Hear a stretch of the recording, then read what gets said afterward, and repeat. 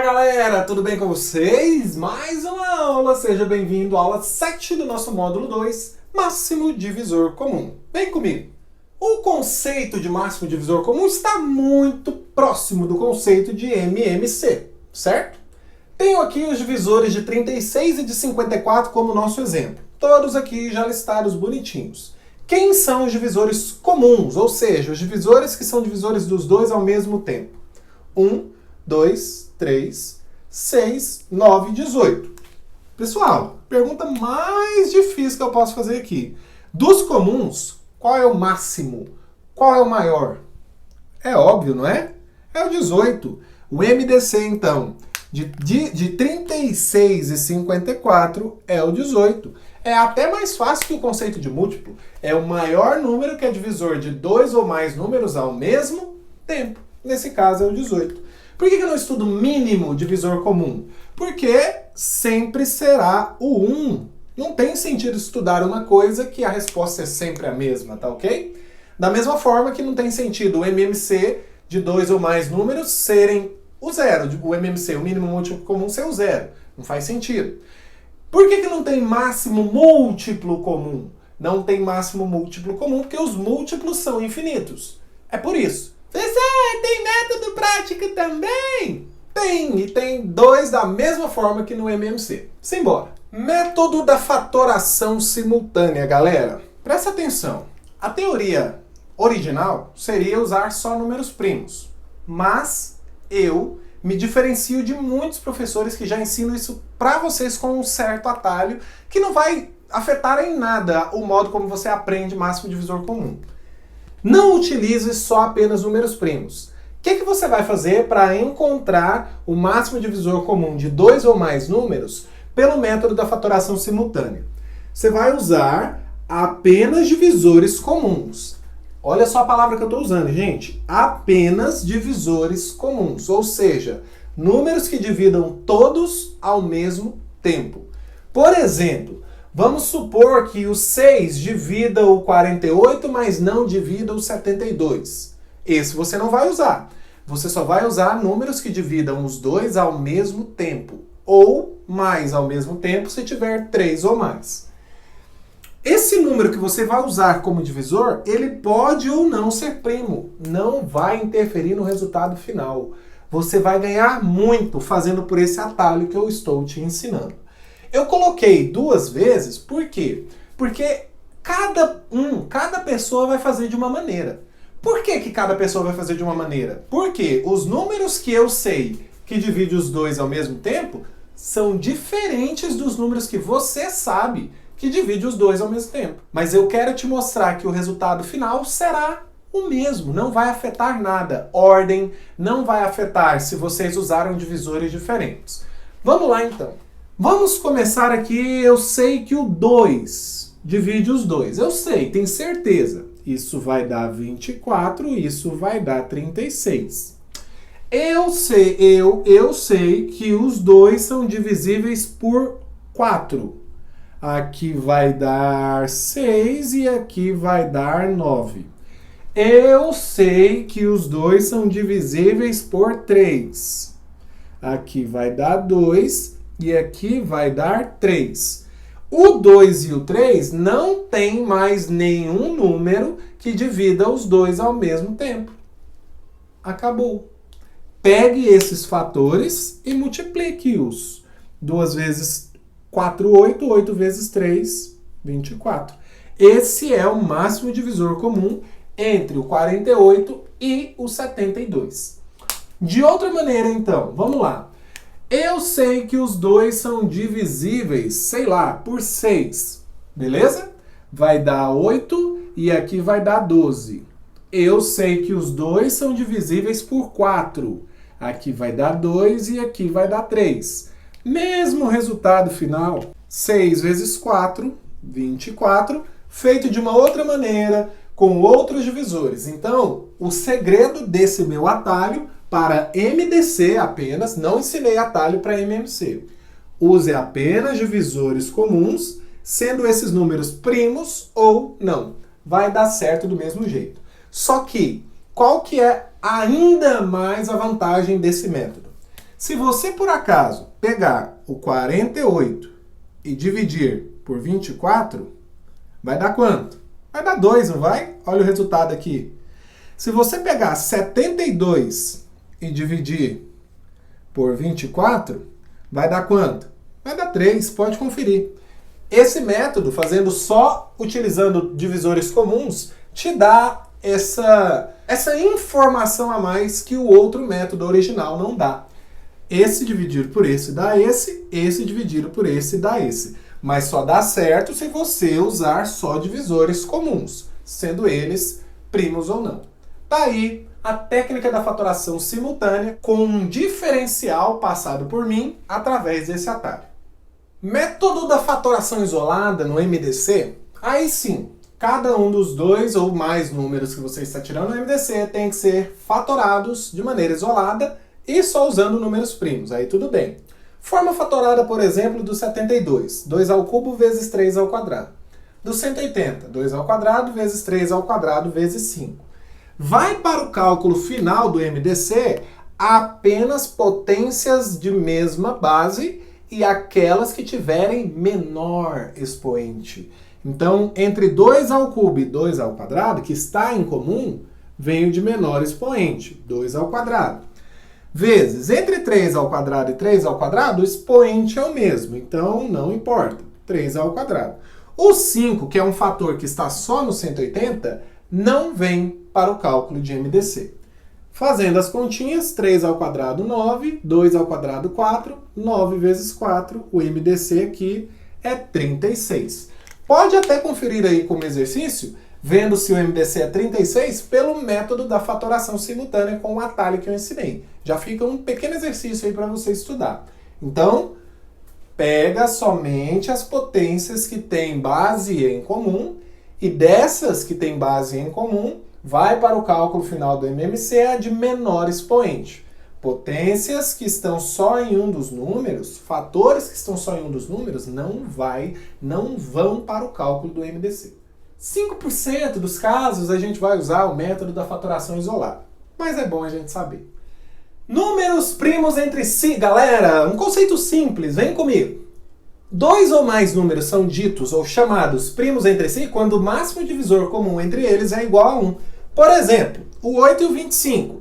Você não vai encontrar nenhum divisor maior do que 1 comum a 8 e 25. Então o maior é 1. Pronto.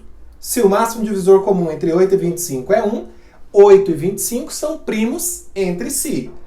Eles não são primos de maneira separada. É de maneira junta, é um conjunto de números que é dado nome a eles de primos entre si. O 8 é primo? Não. O 25 é primo? Não. Mas eles juntos são primos entre si. Outros exemplos. 10 e 7. Não tem mais nenhum divisor comum além do 1. Então eles são primos entre si. 3 e 13. Dois números primos separadamente. Aí é certeza que eles vão ser primos entre si. Máximo divisor comum, 1. 3 e 13 são primos entre si. 1024 e 27. Como é que eu sei que esses números grandões são primos entre si? É fácil. O 1024 é 2 elevado a 10. O 27 é 3 elevado ao cubo.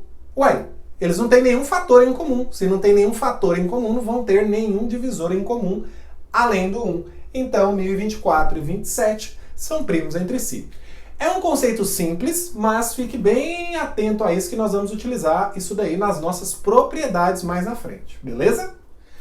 Pessoal, agora preste bastante atenção nessa parte aqui. Eu vou facilitar o que é difícil para você, que é interpretar probleminhas que envolvem MDC de uma maneira simples, muito fácil. Por quê? Porque nós é foda, o resto é moda. Vem comigo! Vamos supor que eu tenha 20 bolinhas roxas e 30 bolinhas vermelhas. Eu quero repartir essas bolinhas em potes, de modo que cada pote tenha a mesma quantidade de bolinhas, mas eu não misture as cores dessas bolinhas. Não pode sobrar nenhuma bolinha fora do pote. Eu coloquei duas situações então aqui. Vamos supor que ele coloque 5 bolinhas por pote e na segunda situação 10 bolinhas por pote. Eu sei que não vai sobrar bolinhas com o fato do 5 ser divisor tanto do 30 quanto do 20. Eu sei que não vai sobrar bolinhas pelo fato do 10 ser divisor tanto do 30 quanto do 20. A questão agora é, quantos potes eu vou utilizar para colocar as bolinhas roxas e quantos potes eu vou utilizar para colocar as bolinhas vermelhas? Eu já até coloquei a quantidade certa aqui. Se eu vou colocar 5 bolinhas em cada pote, 20 dividido por 5 me dá que eu vou utilizar 4 potes. Então olha só. 1, 2, 3, 4, 5 bolinhas roxas. 1, 2, 3, 4, 5 bolinhas roxas. 1, 2, 3, 4, 5 bolinhas roxas. 1, 2, 3, 4, 5 bolinhas roxas. E assim eu guardei as 20 bolinhas roxas em 4 potes. Por quê? Porque 20 dividido por 5 dá 4. Agora, a quantidade de bolinhas vermelhas em cada pote também tem que ser 5. Quantos potes eu vou utilizar? A gente já sabe que 30 dividido por 5 dá 6. Mas vamos ver. 1, 2, 3, 4, 5, 6. 1, 2, 3, 4, 5, 6. 1, 2, 3, 4, 5, 6. 1, 2, 3, 4, 5, 6. 1, 2, 3, 4, 5, 6. 1, 2, 3, 4, 5, 6. 6 vezes 5 dá 30 bolinhas vermelhas que foram guardadas em 4 potes aqui e 6 potes aqui. 4 mais 6 dá um total de 10 potes. Ok. Segundo modo de repartir que eu trouxe para vocês. Quero colocar 10 bolinhas por pote. Por que obedece aos critérios mesmo? Porque eu sei que o 10 é divisor de 30 e de 20. Por isso eu sei que não vai sobrar nenhuma bolinha. E eu estou também obedecendo a condição de mesma quantidade de bolinha por pote. Bolinhas roxas. Temos 20 bolinhas para repartir em potes com 10 bolinhas em cada. Quantos potes eu vou utilizar? 20 dividido por 10 dá 2 potes. Então, 1, 2, 3, 4, 5, 6, 7, 8, 9, 10 bolinhas no primeiro pote. 1, 2, 3, 4, 5, 6, 7, 8, 9, 10 bolinhas no segundo pote. Tenho aí as 20 bolinhas roxas divididas em 2 potes. Cada um pote com 10 bolinhas.